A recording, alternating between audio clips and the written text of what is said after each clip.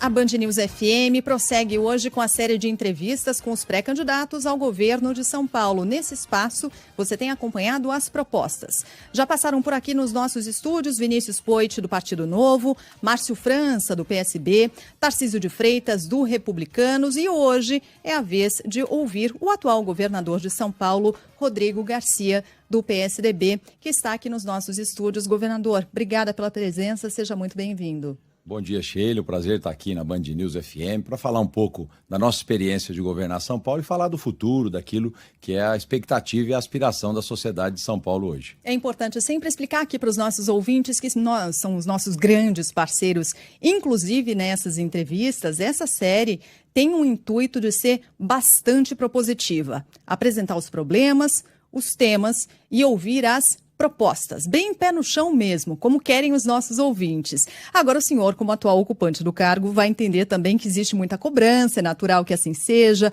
dúvidas sobre a situação política atual. Os ouvintes pautam essa entrevista por meio da nossa central de atendimento ao ouvinte, Ricardo Boechat. Como é que funcionou?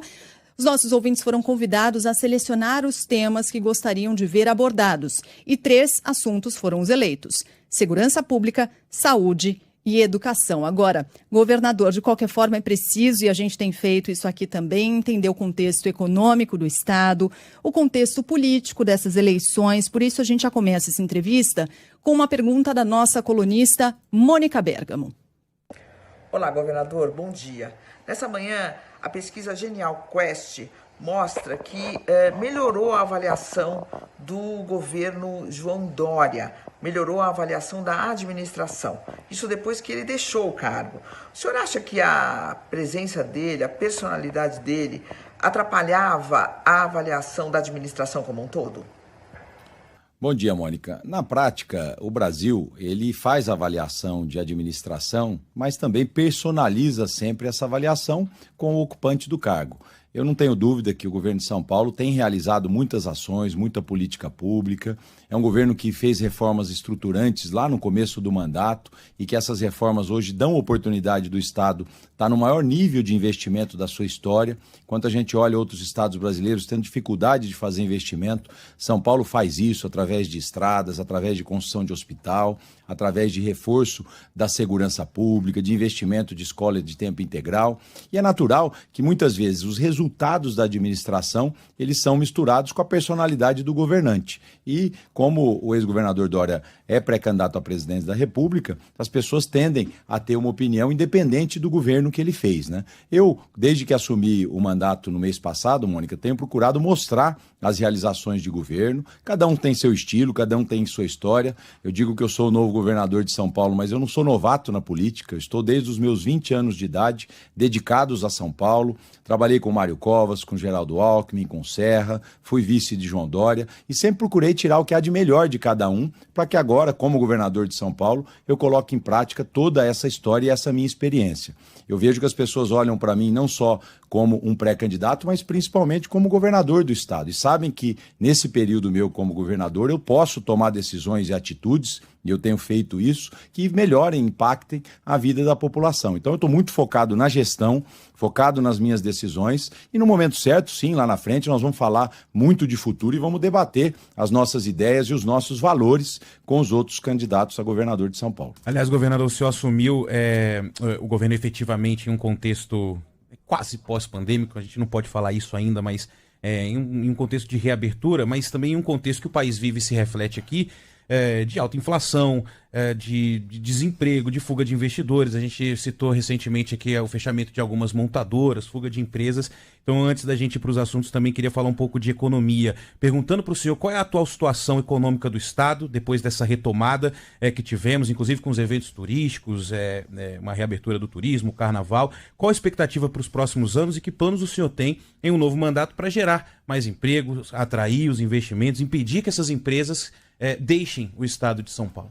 Ivan, eu tenho falado que a economia brasileira vai muito mal, né? A inflação, infelizmente, voltou e ela é o pior imposto que a população pode pagar, né? Perdeu o seu poder de compra, inflação de alimentos, inflação de combustível, isso pega a família mais pobre, mas São Paulo diverge desse momento que o Brasil passa e passa para um momento de prosperidade econômica. Eu vou dar um dado aqui. O Brasil, na década de 80, representava metade da economia do país. Desculpe, São Paulo, na década de 80, representava metade da economia brasileira. Era metade do PIB, São Paulo. Hoje, nós representamos 35%, 36%. O que significa isso? Que durante quase 30 anos, Ivan, São Paulo cresceu menos que o Brasil. O Brasil distribuiu riqueza no Nordeste, no Norte, no Centro-Oeste. E o que aconteceu nesses últimos 3 anos, especificamente? São Paulo inverteu essa lógica e cresceu 5 vezes mais que o Brasil. Isso gerou mais emprego no estado de São Paulo, gerou mais oportunidades. E apesar da gente saber que a vida das pessoas não está fácil, quem mora fora de São Paulo está passando mais dificuldade do que quem mora aqui. Agora, São Paulo não é uma ilha, nós somos um ente federado, nós fizemos a nossa lição de casa, temos um orçamento equilibrado, aqui a gente não gasta mais do que arrecada, aqui a gente não precisa ficar pegando dinheiro em banco como o governo federal faz todos os dias, emitindo o título da dívida pública, e aqui a gente organiza o nosso orçamento de forma que sobre dinheiro para fazer mais hospitais, para investir em escola de tempo integral, para investir na segurança. Agora, nós vamos ter um momento onde o Brasil passa a influenciar negativamente se as coisas não forem arrumadas. A inflação é resultado de escolhas que o país fez. E eu não estou aqui fulanizando a questão de governo. Faz mais de 10 anos que o governo federal gasta mais do que arrecada. E a conta chegou, com a inflação mais alta, com o dólar mais alto. Então, eu digo que nós temos que fazer um grande pacto com o país para que a gente possa ter um equilíbrio fiscal, para que a gente possa ter uma economia controlada, para que a população não pague essa conta da inflação como ela está pagando hoje. Mas aí essa agenda, só insistindo nisso, passa por privatizações, redução de imposto. Né? Na prática, o que pode ser feito mesmo para que as promessas se tornem efetivamente ali ações, governador? Olha, o que nós estamos fazendo, vamos recapitular, nós crescemos 5 vezes mais do que o Brasil em 3 anos. Isso não é fruto do acaso, é fruto de atitudes e decisões. Primeiro, São Paulo tem um ambiente de segurança jurídica diferente do Brasil. Aqui a gente respeita os contratos, aqui a gente mostra para os nossos concessionários que a gente respeita o que a gente contrata. Segundo, a gente fez um grande programa de enxugamento de máquina pública. Fechamos 3 estatais, enxugamos autarquias. Hoje, São Paulo gasta R$1 bilhão a menos por ano com salário de funcionário.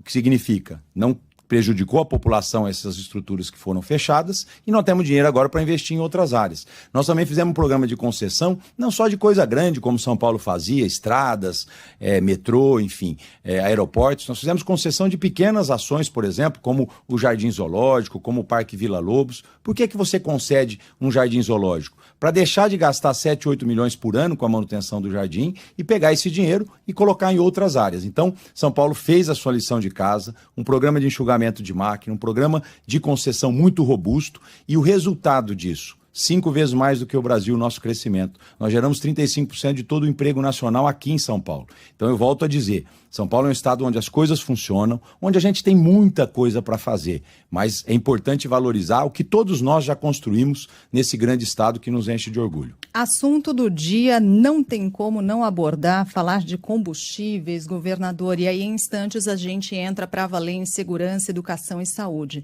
Combustíveis, né, que tem afetado tanto a população e que tem pressionado a inflação.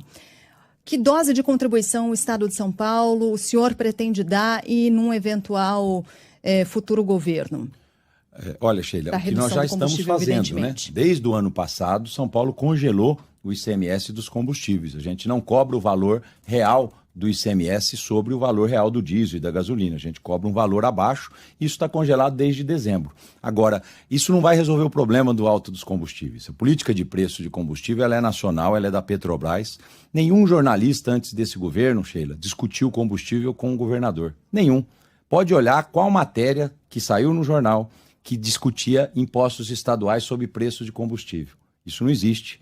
E agora querem fazer disso uma cortina de fumaça para dizer que a culpa da alta dos combustíveis é de impostos estaduais. Nunca foi e não é, porque a política de preços é nacional.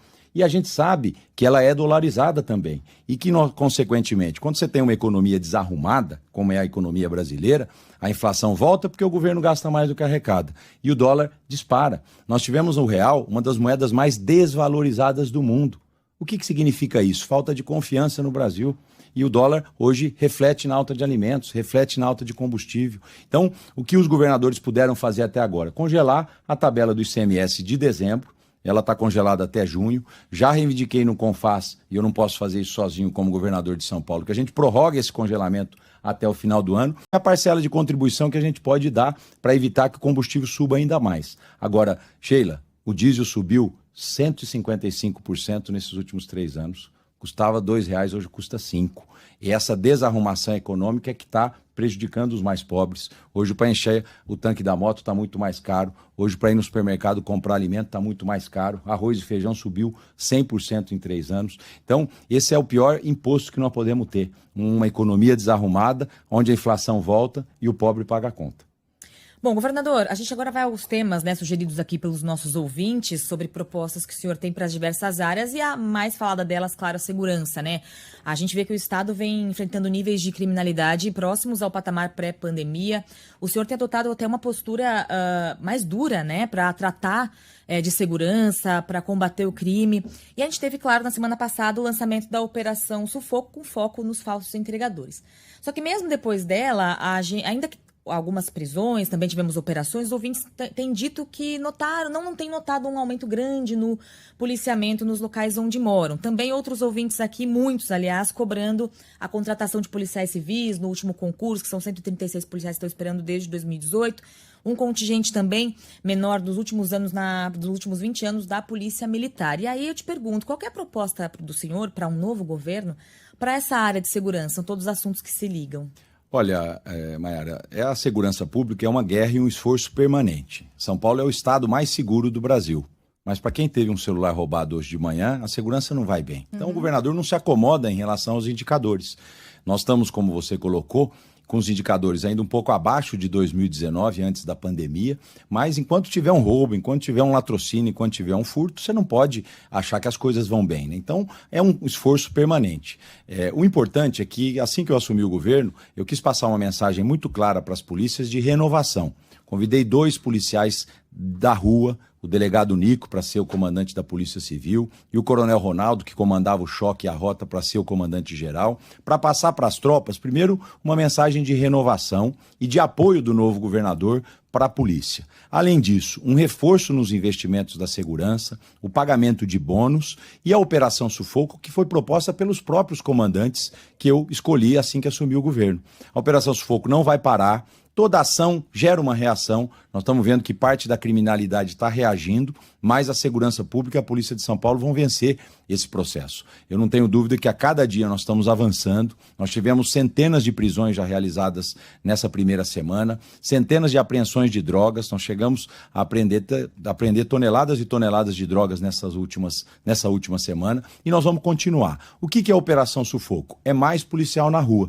Nós estamos dobrando o efetivo na capital e isso está chegando em todas as cidades grandes do interior de São Paulo. Você não faz isso num passe de mágica do dia para a noite. Nós estamos contratando as diárias dos policiais, nós estamos, ao lado dos prefeitos das grandes cidades, ampliando a operação delegada para que a gente tenha mais efetivo na rua, além da autorização dos concursos públicos. Eu mesmo já autorizei novos concursos para a Polícia Civil e Militar, autorizei os nossos comandantes a fazer o chamamento dentro da lei dos concursos públicos. Muitos venceram, muitos, enfim, têm algum problema jurídico na contratação, mas já autorizei que isso pudesse ser feito. Nós teremos mais efetivo agora no final desse ano do que a gente assumiu lá em 2019, portanto, é um esforço permanente. A questão da segurança pública é interessante, Mayara, que parece Copa do Mundo, de 4 em 4 anos, todo mundo quer achar que é técnico e entender de segurança pública. Eu estou vendo muito palpite dos outros candidatos que não entendem e conhecem a segurança pública. Eu escuto quem entende, eu escuto os comandos da polícia e, como governador, dou respaldo a eles nas suas decisões. Por isso eu não tenho dúvida que a Operação Sufoco já começa a dar os seus resultados e nós vamos melhorar muito a sensação de segurança aqui no estado de São Paulo, que já é o estado mais seguro do Brasil. Agora, governador, o senhor falou agora e prometeu, quando lançou a Operação Sufoco, dobrar o número de homens nas ruas. Agora, não são novos homens, né? A utilização do tempo do policial que está de folga, ou seja, aquele horário em que ele estaria de folga, ele passa a receber para trabalhar, ou seja, reforçando o policiamento na cidade, começando na capital paulista, mas não são novos policiais entrando para a polícia. Como, portanto, aumentar o contingente, o senhor me corrija se eu estiver errada, porque a Polícia Militar tem o menor contingente dos últimos 20 anos. No caso da Civil, o déficit é de 15 mil agentes. O que o senhor pretende fazer olhando adiante em relação a esses números aqui? Sheila, quando eu falo que nós vamos dobrar o efetivo, são novos policiais nas ruas, mais policiais nas ruas, não necessariamente novos homens. A polícia tem uma escala de 12/36, todo mundo sabe que ela faz serviços fora do seu horário e ao invés dela fazer serviço para empresas privadas, ela vai fazer para o Estado. O policial prefere fazer isso, nós aumentamos o valor da diária, não descontamos mais o imposto de renda porque é um pagamento por indenização, então é atrativo do ponto de vista salarial. O policial que fizer 10 diárias, que é mais ou menos o que ele faz na iniciativa privada, no poder público, ele vai praticamente dobrar o seu salário básico, portanto é um estímulo para que ele trabalhe para o Estado nas suas horas de folga, que não necessariamente são de folga, ele trabalha em outras áreas. É mais ou menos como a operação delegada, desculpe interromper. Exatamente, que a operação delegada é paga pela prefeitura, isso. A diária, a DGEM, é paga pelo Estado, né? Então nós temos 3 mil DGEMs a mais na capital de São Paulo e 1.250 operações delegadas a mais. Isso dá 4.750 policiais a mais todos os dias nas ruas. E a escala normal da polícia é cerca de 5 mil. Então nós vamos praticamente dobrar. Agora, volto a dizer, a polícia, ela dá a sensação de segurança na ostensividade, Sheila, e na inteligência e na investigação dos crimes. Nós estamos conseguindo desbaratinar muitas quadrilhas. O delegado Nico mesmo prendeu uma grande quadrilha de Pix no final de semana. Ontem nós conseguimos quebrar um grande desmanche de motos que também praticava o furto das motos, ou seja, você tem uma investigação da inteligência que às vezes é mais fundamental. Se você não atacar a causa, você não vai conseguir fechar a consequência. Por que as pessoas roubam celulares? Não só para fazer Pix, mas porque esses celulares estão indo para algum lugar. Quando você fecha e interrompe essa cadeia, para-se de roubar. Quando você consegue também interromper a cadeia do desmanche das motos, para-se ou diminui os roubos. Então, nós estamos investigando na Polícia Civil e combatendo na Polícia Militar. Governador, por algum motivo esse assunto ele se tornou grande pauta, né, dos debates e dos pré-candidatos, que é o uso das câmeras nas fardas dos policiais, e cada um com uma opinião diferente e uma promessa diferente em relação a isso, né? Há quem diga que o comando, e oficialmente a PM aprova, né, o uso, a queda de letalidade é um fato, é um dado real da letalidade policial. Mas tem gente que acha que isso acaba com a privacidade do policial, tem gente que quer acabar, tem gente que quer reavaliar. O senhor vai manter o uso de câmeras e faz essa mesma avaliação dos comandos também, de que isso foi uma medida que melhorou o policiamento na cidade? Ivan, eu vou acompanhar aquilo que os especialistas da segurança pública de São Paulo, quem combate a criminalidade na ponta da linha, me sugerem, que são a manutenção das câmaras corporais. Até agora, contra fatos, não há argumentos. Nós diminuímos a letalidade policial com o uso de câmeras. Aparentemente, foi um fator importante o uso de câmeras para proteger a vida do policial. Então eu não posso ficar aqui comentando coisas que os meus adversários falam, porque eles muitas vezes falam baseado na eleição, e eu falo baseado nos dados, no número. Por isso, como governador de São Paulo, eu fiz muita visita aos batalhões, continuo fazendo, conversando informalmente, não só com os nossos oficiais, mas muitas vezes com o soldado da ponta da linha, pedindo e ouvindo a opinião de todos. Eu não tenho dúvida que a política de câmeras corporais, ela não é a política desse governo, ela está pensada há quase 10 anos dentro da corporação da Polícia Militar. Nós implantamos, tivemos a coragem de fazer aquilo que os comandantes pediram e nós vamos avançar nessa política. Agora, se tiver um dado que mostre que a câmera não é positiva para o policial, eu sou o primeiro a defender que a gente retire. Agora, até agora, nós tivemos todas as evidências e os dados que elas são positivos para proteger o policial.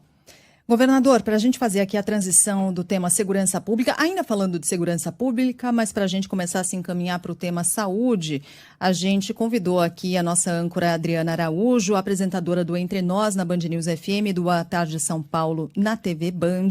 Adriana tem uma pergunta e é sobre Cracolândia. Oi, bom dia a todos os meus colegas, ouvintes da Band News FM, bom dia ao governador Rodrigo Garcia. Governador, a minha pergunta é sobre a Cracolândia. Nas últimas décadas, o morador de São Paulo testemunhou várias operações, iniciativas para tentar acabar com a Cracolândia no centro da cidade, só que elas não deram certo. justamente um período em que o partido pelo qual o senhor tenta se reeleger comandou o Estado.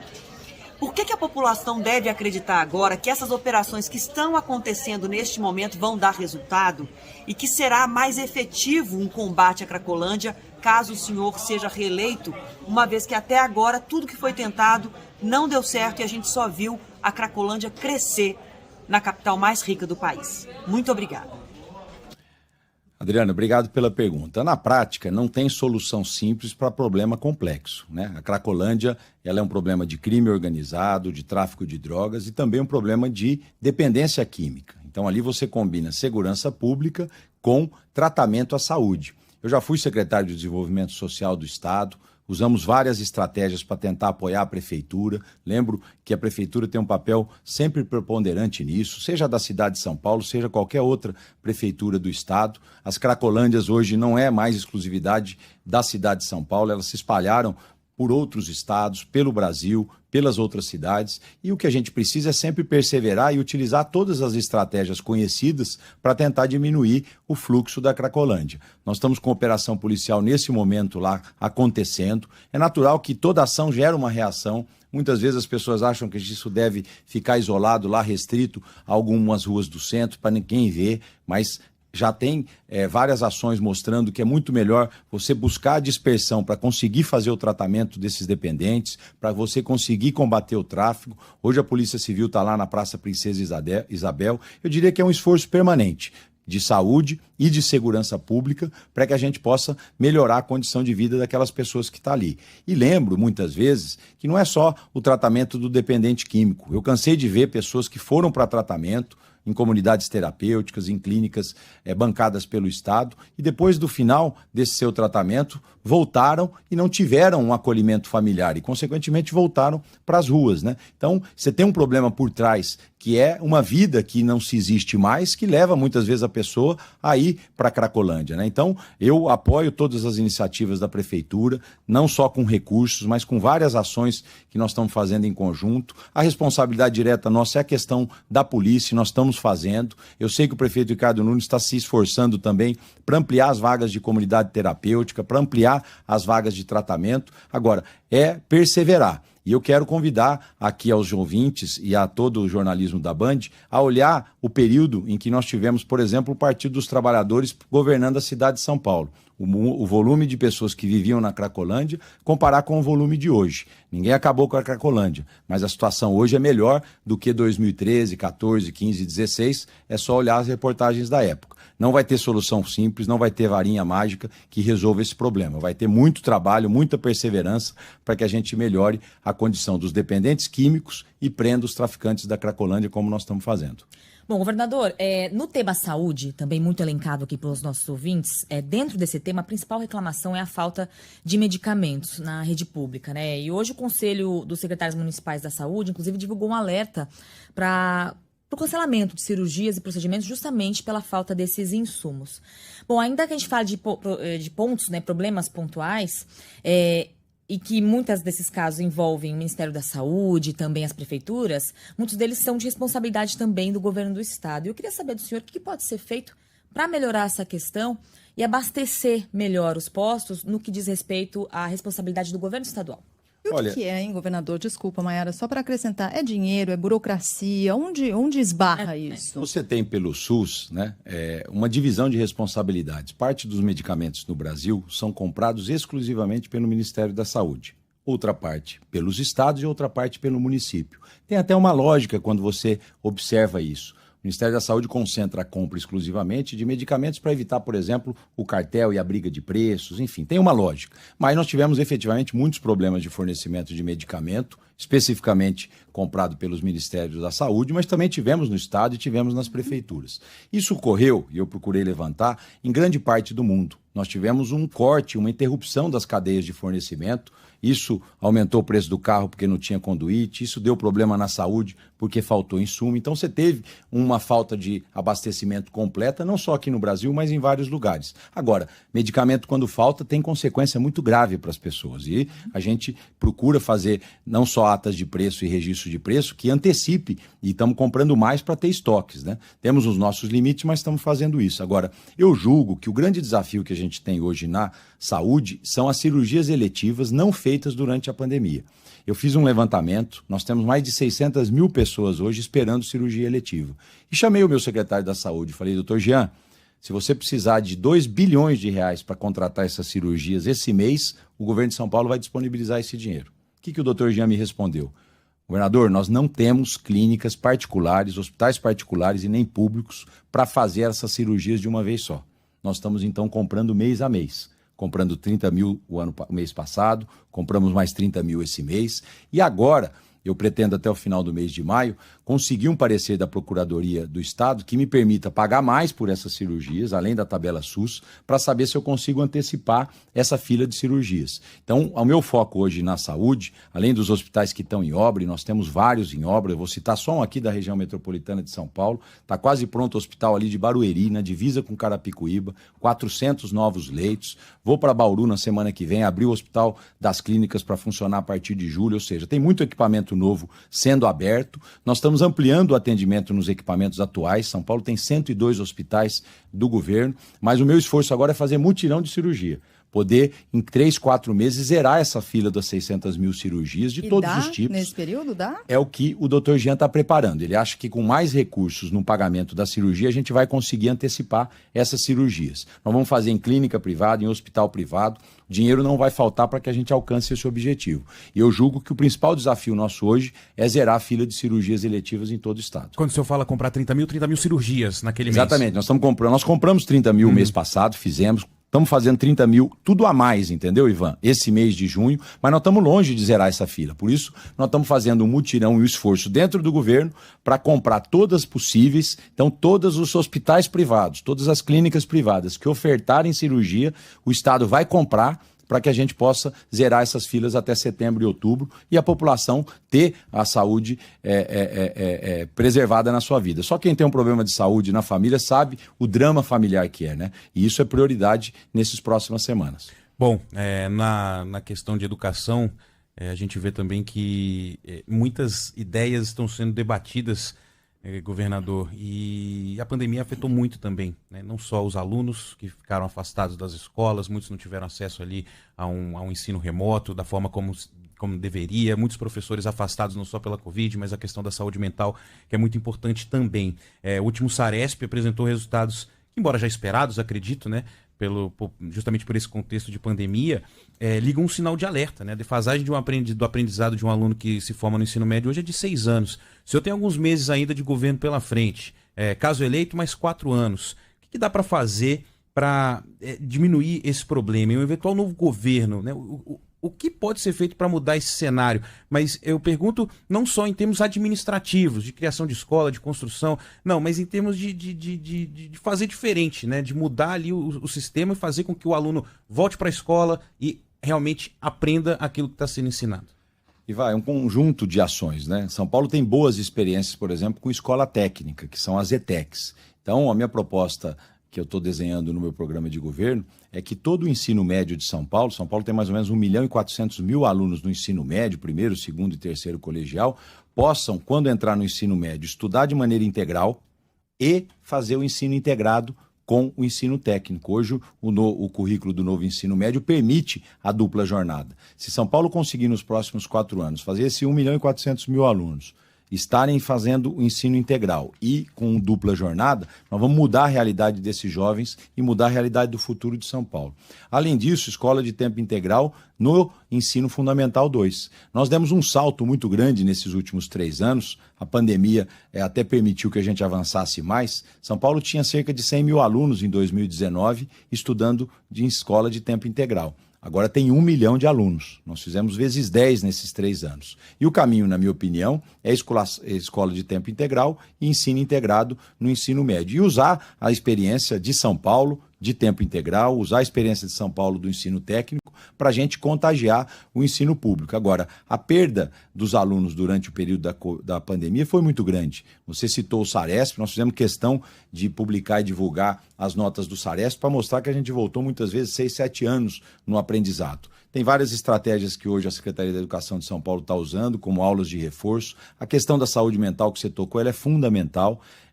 Nós não saímos iguais como nós entramos na pandemia, todos nós mudamos, revimos muitos dos valores das nossas vidas, isso mexeu com a cabeça das crianças e do adolescente, então é fundamental que a gente cuide também da saúde mental na rede pública. São Paulo tem a maior rede de ensino da América Latina, são 3.700.000 alunos. Então, uma escala muito grande, mas nós temos já muitas ações positivas que estão sendo feitas na rede, que nós precisamos agora fazer com que elas ocupem toda a rede de ensino e São Paulo até 2026 tenha 100% ensino integral e também 100% ensino integrado no nível médio. Esse vai ser a mudança fundamental para a educação de São Paulo para as próximas décadas. Olha, os assuntos são muitos, as perguntas também, mas nosso tempo é limitado. Então, para a gente fechar aqui essa entrevista, já deixando aqui no ar nosso convite para as próximas entrevistas também, nessa série aqui, nessas rodadas de entrevistas com os pré-candidatos ao governo de São Paulo e ao senhor como governador mesmo de São Paulo. A gente já tem debate marcado entre os candidatos ao governo de São Paulo.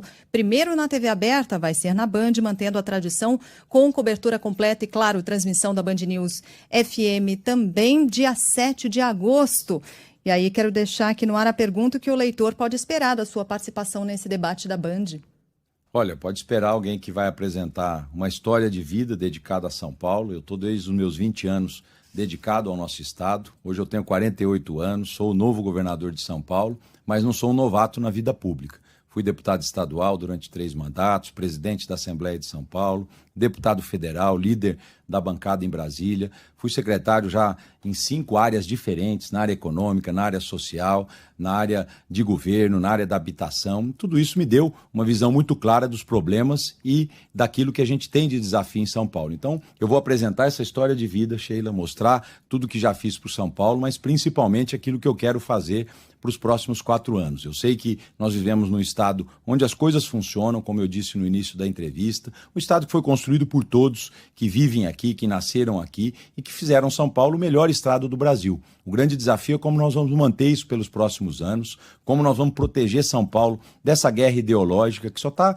prejudicando a vida das pessoas. Eu vou ser candidato e vou representar a minha história, aquilo que penso e os valores que eu defendo para o futuro de São Paulo, né? Então, estarei participando de todos os debates no período eleitoral, não só mostrando a minha história, mas principalmente olhando para o futuro e apresentando propostas concretas para melhorar a condição de vida de quem vive aqui no nosso grande estado de São Paulo.